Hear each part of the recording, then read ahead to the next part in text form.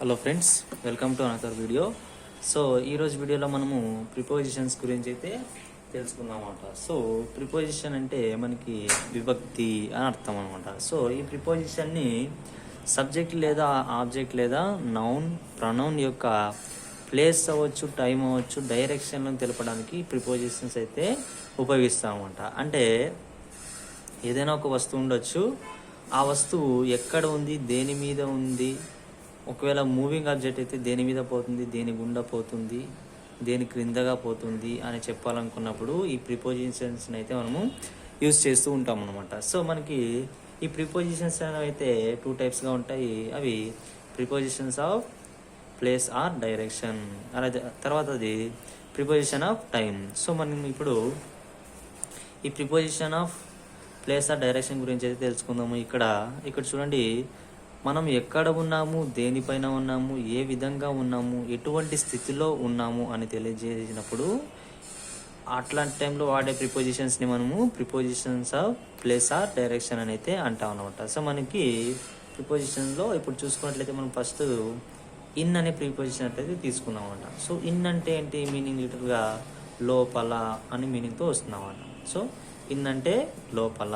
చూడండి, ఇప్పుడు the ball is in the box. So మీకు ఇక్కడ ఇది చూసినట్లయితే ఇది ఒక బాక్స్ అనుకుంటే, బాక్స్కి లోపల బాల్ ఉందన్నమాట.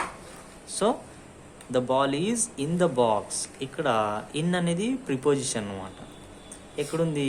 లోపల ఉంది. ఆ బాక్స్ యొక్క లోపల బాల్ ఉంది అనే మీనింగ్తో వస్తుందన్నమాట. తర్వాతది మనకి ఇన్ అనేది లోపల అనే మీనింగ్తో కాకుండా అదేవిధంగా మనకి నెలలకు ముందు, సంవత్సరాలకు ముందు, కాలాలకు ముందు, ఋతువులకు ముందు, నగరాలకు ముందు, పట్టణములకు ముందు, దేశాల పేర్లకు ముందు కూడా మనము ఇన్ అనే ప్రిపోజిషన్స్ని సెంటెన్స్లో వాడుతూ ఉంటాం అనమాట. సో మనకి ఇక్కడ కొన్ని ఎగ్జాంపుల్స్ అయితే ఇచ్చినామట. సో ఇది మీకు ఈ నోట్స్ కూడా యూజ్ అవుతుంది, మీకు ఈ చిన్నగా అర్థమయ్యే విధంగా రాసినాను. సో మీరు ఏమైనా నోట్స్ రాసుకోవాలనుకుంటే రాసుకోండి. సో ఇప్పుడు చూసుకున్నట్లయితే ఇక్కడ సెకండ్ సెంటెన్స్లో I born in March. So మనకి ఇక్కడ చెప్పినట్లు నెలలకు ముందు ఇన్ ఉపయోగిస్తామని చెప్పినాం కదా. సో మార్చ్ అనేది ఒక నెల అనమాట, ఒక మంత్. సో ఆ మంత్కి ముందు మనం ఇన్ అనే ప్రిపోజిషన్ అయితే వాడినాము అనమాట. తర్వాత సంవత్సరాలకు ముందు అని చెప్పినాం. So I born in 2017. So 2017 అనేది ఈ ఇయర్ కాబట్టి ఇయర్కి ముందు ఇన్ అనేది వాడినాం అనమాట. తర్వాత వీఆర్ లివింగ్ ఇన్ మడకసిరా. సో మడకసిరా అనేది ఒక నగరం అని చెప్పవచ్చు. నగరానికి ముందు ఇన్ అనే ప్రిపోజిషన్ అయితే వాడినాము. తర్వాతది we are living in Anantapur. So Anantapur అనేది ఒక పట్టణం అనవచ్చు. సో పట్టణాలకు ముందు మనము ఇన్ అనే ప్రిపోజిషన్ అయితే వాడినాం అనమాట. తర్వాత we are living in India. So India అనేది దేశం కాబట్టి ఇట్లాంటి దేశాల పేర్లు వచ్చినప్పుడు మనకి ఇన్ అనే ప్రిపోజిషన్ అయితే ఆ దేశాల పేర్ల ముందు ఇన్ అనే ప్రిపోజిషన్ అయితే రాస్తూ ఉంటాం అనమాట. తర్వాత అది ఆన్ అని కదా. సో ఆన్ అంటే మనకి లిటరల్గా మీనింగ్ మీద అనే మీనింగ్తో ఉపయోగిస్తుంటాం అనమాట. సో ఇది ఆన్ అనేది ఒక ప్రిపోజిషన్. సో మీకు ఇక్కడ ఎగ్జాంపుల్ తీసుకున్నట్లయితే the ball is on the box. అంటే బాల్ ఎక్కడుంది? బాక్స్ మీద ఉంది. The ball is on the box. Balu box మీద ఉంది. సో ఇక్కడ చూసుకున్నట్లయితే బాక్స్ ఉంది, ఆ బాక్స్ మీద ఏముంది? బాల్ ఉంది అని అయితే చెప్పొచ్చు అన్నమాట. అంటే ఇక్కడ ఆన్ అనే ప్రిపోజిషన్ని మీద అనే విధంగా మనము యూజ్ చేయొచ్చు. తర్వాతది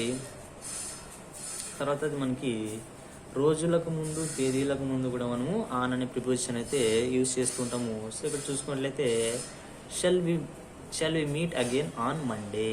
మనము సోమవారం మళ్ళీ కలుద్దాము అని అడుగుతున్నారు అన్నమాట. సో సోమవారం మళ్ళీ కలుద్దాము అని అయితే అడుగుతున్నారు అన్నమాట. తర్వాత అది the photo hangs on the wall. అంటే ఆ ఫోటో అనేది వాల్ మీద తగిలించబడింది అని అయితే చెప్పవచ్చు అన్నమాట. తర్వాత అట్. సో అట్ అనేది ఏంటంటే మనకి లిటరల్గా మీనింగ్ అట్ అంటే వద్ద అనేది చెప్పవచ్చు అన్నమాట, వద్ద. తర్వాత ఇక్కడ చూసుకున్నట్లయితే the ball is at the at the box. So ఇక్కడ మనకి సో మెనీ థింగ్స్ ఉన్నాయన్నమాట. ఒక రూమ్లో చూసుకున్నట్లయితే ఇది ఒక టేబుల్ అవ్వచ్చు, ఇక్కడ పార్ట్ ఉండొచ్చు. సో ఇంకొక టేబుల్ మీద ఒక బాక్స్ ఉంది, ఆ బాక్స్ పక్కన ఒక బాల్ ఉందన్నమాట. సో దీన్ని బట్టి ఏమర్థమవుతుందంటే the ball is at the box. ఇక్కడ సో మెనీ థింగ్స్ ఉన్నాయి కాబట్టి బాల్ ఎక్కడుంది అని అడిగినప్పుడు the ball is at the box. Ball అనేది బాక్స్ వద్ద ఉంది అని అయితే చెప్తాం అన్నమాట. అదేవిధంగా మనకి అట్ని మనము ఖచ్చితమైన సమయం సూచించేటప్పుడు, చిన్న చిన్న స్థలాల పేర్లు చెప్పేటప్పుడు, చిన్న చిన్న పట్టణాల పేర్లు చెప్పేటప్పుడు కూడా అట్ని మనము ఉపయోగిస్తూ ఉంటాం అన్నమాట. తర్వాత సెంటెన్స్ ఏమంటే I met John at the Balu stadium. I met John at the Balu stadium. నేను జాన్ని బాలు స్టేడియం వద్ద కలిశాను అని చెప్పొచ్చు అన్నమాట. సో ఇది బాలు స్టేడియం అనేది ఒక ప్లేస్ అన్నమాట. అది తర్వాతది I stand at the door. నేను డోర్ వద్ద నిలబడి ఉన్నాను అయితే చెప్పొచ్చు అన్నమాట. తర్వాతది అబోవ్ అంటే ఏంటి? పైన. అబోవ్ అంటే పైన. సో అబోవ్ ప్రిపోజిషన్ ఏ విధంగా రాసుకోవచ్చు మనం సెంటెన్స్లో? The ball is above the box. ఇక్కడ చూసుకున్నట్లయితే బాక్స్ ఉంది, ఆ బాక్స్కి మనకి మీద అన్నప్పుడు ఆన్ నుంచి చూడండి, ఇక్కడ బాక్స్ ఆనుకొని ఉంది. సో తర్వాత అబోవ్ అంటే దానికంటే కొద్ది హైట్లో ఉంటుంది.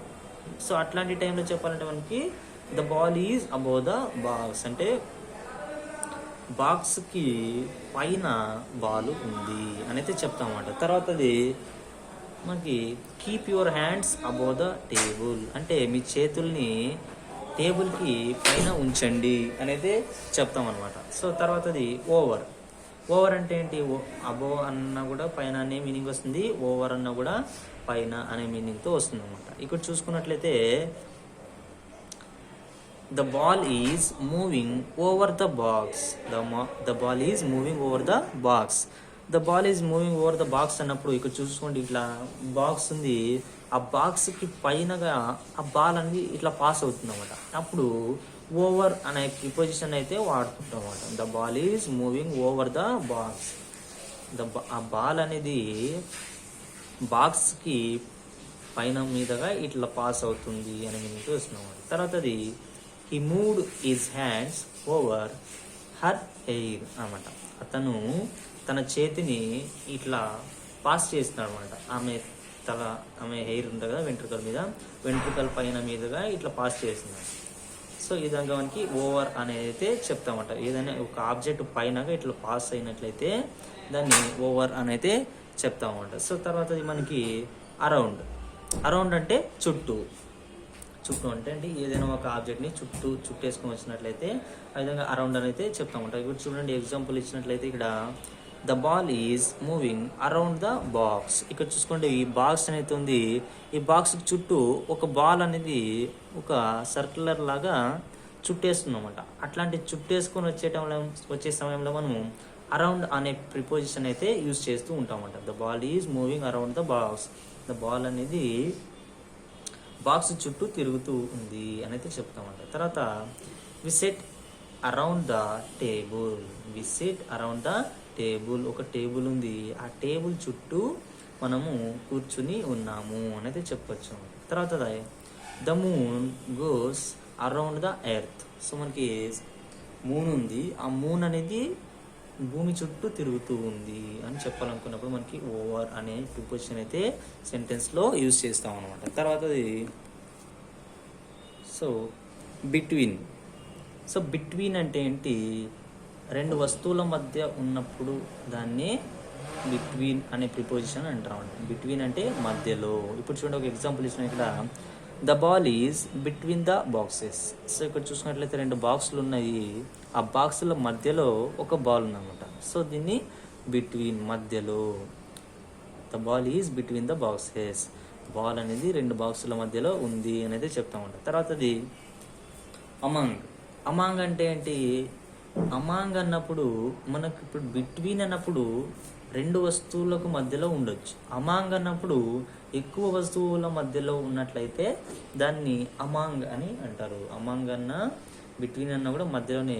బట్ వీటిలో మనకి ఏం డిఫరెన్స్ ఉందంటే చూడండి ఇప్పుడు ఇక్కడ పైన సెంటెన్స్ చూసుకున్నట్లయితే దీన్ని బిట్వీన్ అంటారు. ఎందుకంటారు, ఇది రెండు వస్తువుల మధ్యలోనే ఉంది అన్నమాట. సో దీన్ని అయితే అమాంగ్ అంటారు. అమాంగ్ అని ఎందుకన్నారు, సో ఇక్కడ 4 ఆబ్జెక్ట్స్ ఉన్నాయంట. 4 ఆబ్జెక్ట్స్కి మధ్యలో మనకి ఒక బాల్ అనేది ఉంది. సో ఇట్లా ఉన్నట్లయితే దాన్ని అమాంగ్ అని అయితే చెప్తామంట సెంటెన్స్లో. ఎట్లా చెప్తాము, the ball is among the boxes అని చెప్తామన్నమాట.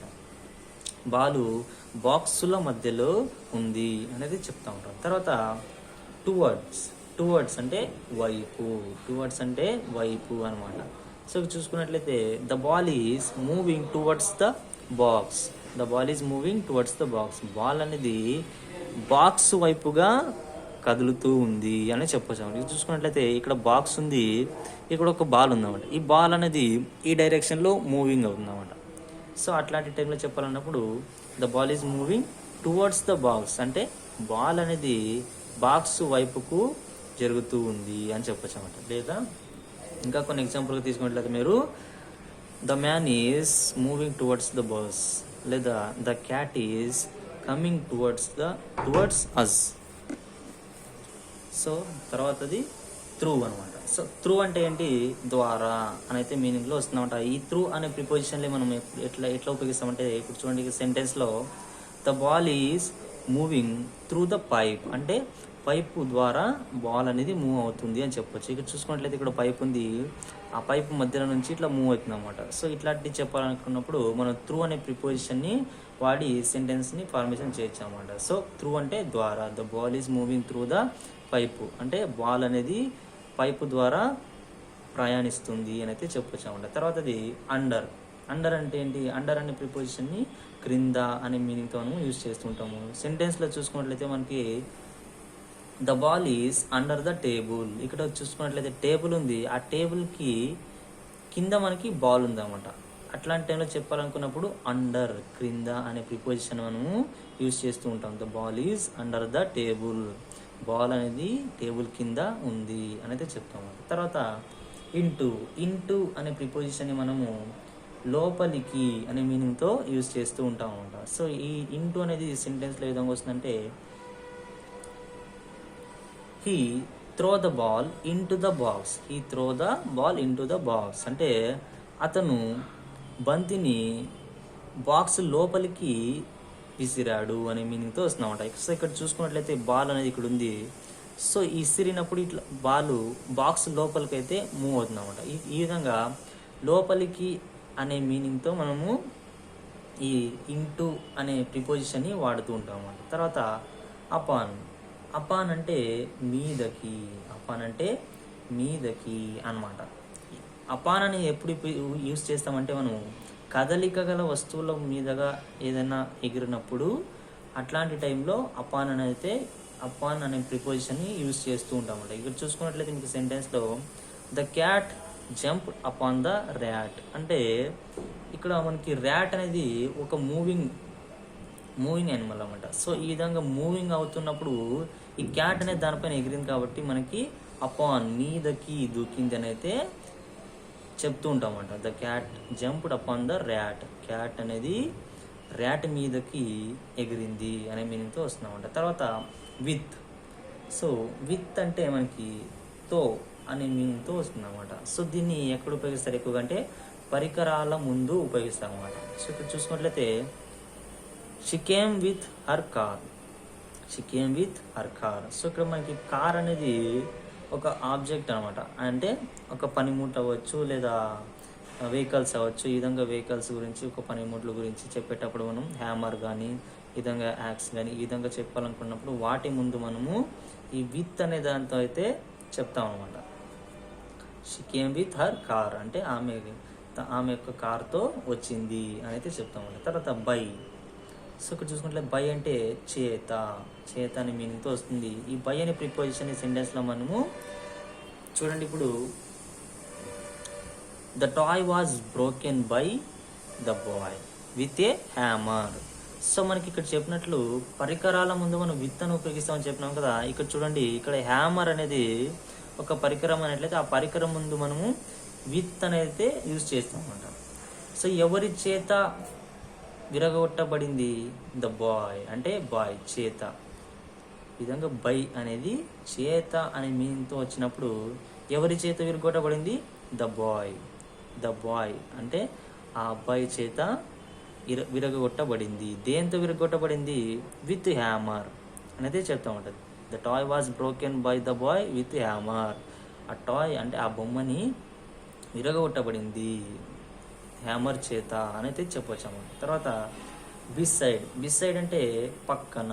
ఈ బిసైడ్ అనే ప్రిపోజిషన్ని మనము పక్కన అని ఏదైనా చెప్పాలనుకున్నప్పుడు యూజ్ చేస్తూ ఉంటామంట. తర్వాత చూడండి ఇప్పుడు సెంటెన్స్లో Pavan sits beside me generally. Pavan sits beside me generally. Pavan తరచుగా మామూలుగా నా పక్కన కూర్చుంటాడు అయితే చెప్పొచ్చు అన్నమాట. తర్వాత బిసైడ్స్ అంటే అంతే కాకుండా అనే మీనింగ్తో వస్తుందన్నమాట. సో ఈ బిసైడ్స్ అనే ప్రిపోజిషన్ని మనము చూడండి ఇప్పుడు she speaks Hindi and English besides Telugu అంటే ఆమె హిందీ మాట్లాడుతుంది, ఇంగ్లీష్ మాట్లాడుతుంది, అంతేకాకుండా తెలుగు కూడా మాట్లాడుతుంది అనే మీనింగ్తో మనం చెప్పొచ్చు అన్నమాట. సో బిసైడ్స్ అంటే అంతేకాకుండా ఆమె హిందీ, ఇంగ్లీష్ అంతేకాకుండా తెలుగు కూడా మాట్లాడుతుంది అని చెప్పొచ్చు అన్నమాట.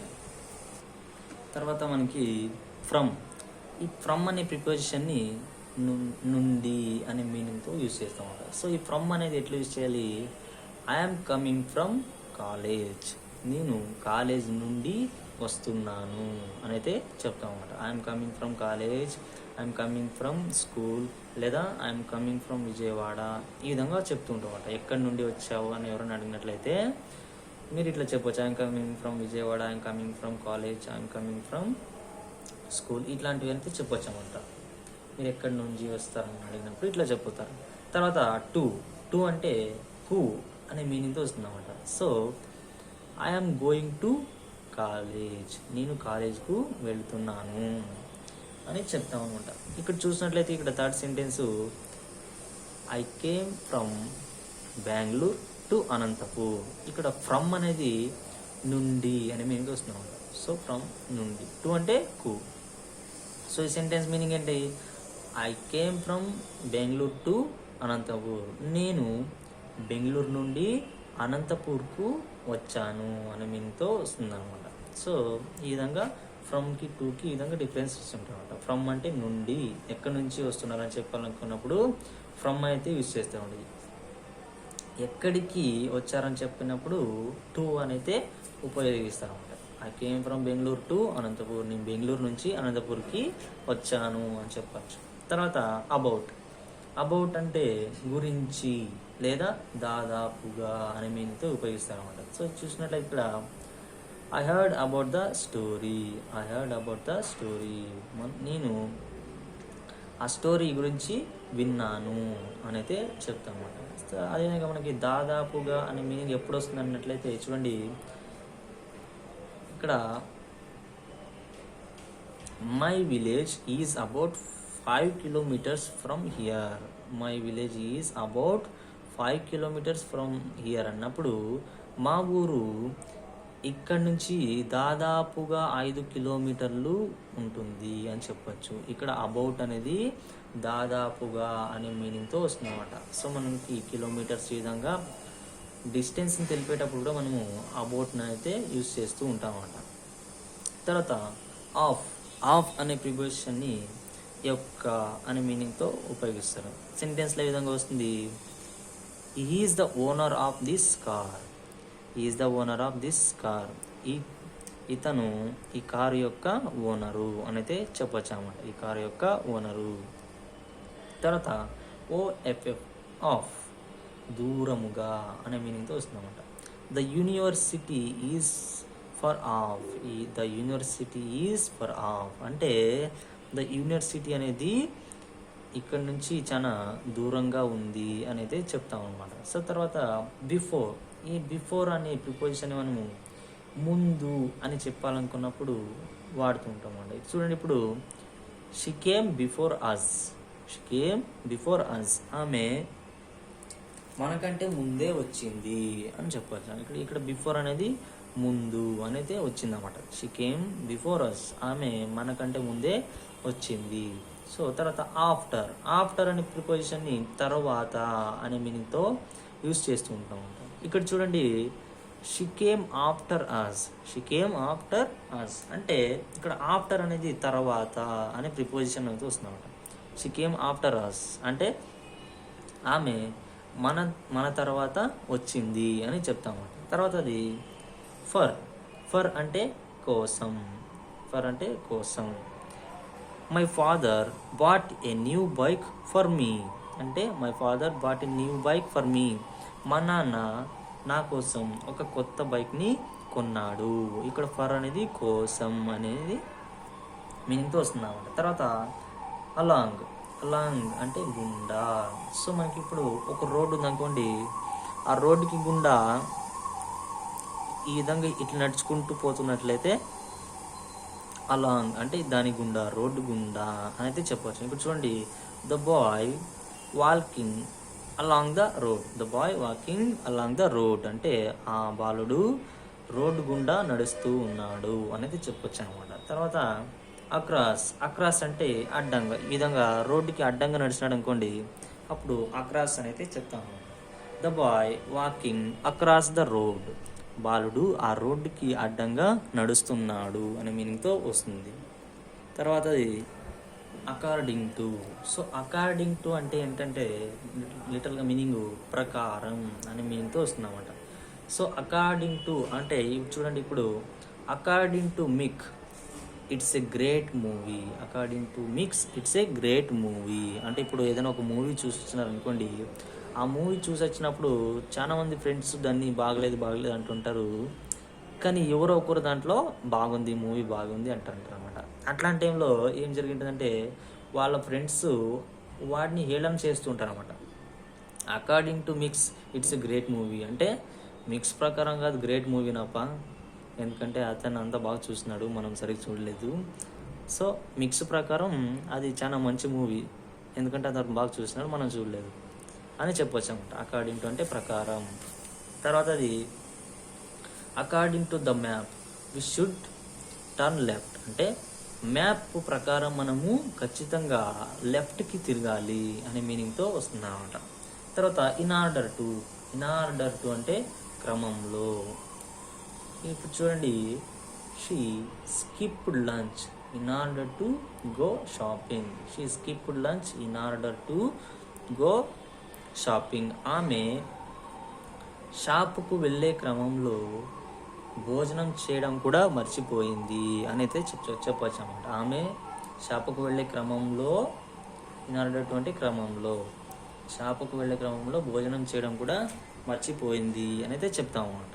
తర్వాత మనకి రెండోది ఏంటంటే ప్రిపోజిషన్ ఆఫ్ టైం.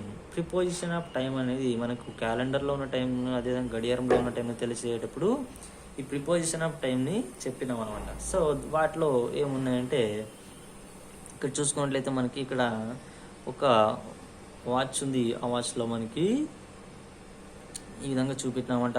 చూసుకున్నట్లయితే మనకి ప్రిపోజిషన్ ఆఫ్ టైంని తెలిపేటప్పుడు మనము ఇన్, ఆన్, అట్ అని అయితే చెప్తాం అన్నమాట. సో ఇంతకుముందు నేను ఇన్, ఆన్, అట్ని చెప్పినాను అనమాట. సో ఇన్ అంటే లోపల, ఆన్ అంటే మీద, అట్ అంటే వద్ద అని అయితే చెప్పినామన్నమాట. సో వీటిని టైంని తెలిపేటప్పుడు కూడా వాడతారు అన్నమాట. సో ఇక్కడ చూసుకున్నట్లయితే మీకు అట్ అనేది ఎప్పుడు వాడతారు, ఒక స్పెసిఫిక్ టైం అంటే ఖచ్చితమైన సమయం ముందు అట్ అనే ప్రిపోజిషన్ అయితే వాడతారు అన్నమాట. తర్వాత అది ఆన్, ఆన్ అనే ప్రిపోజిషన్ని మనకి రోజులకు ముందు, తేదీలకు ముందు ఆన్ అనే ప్రిపోజిషన్ అయితే వాడతారు. తర్వాత ఇన్ అనేది నెలలు, అదేవిధంగా సంవత్సరాలకు ముందు ఇన్ అనేది అయితే యూస్ చేస్తూ ఉంటారు అన్నమాట. సో అవి ఎట్లా వస్తాయనైతే చూపిస్తాను చూడండి.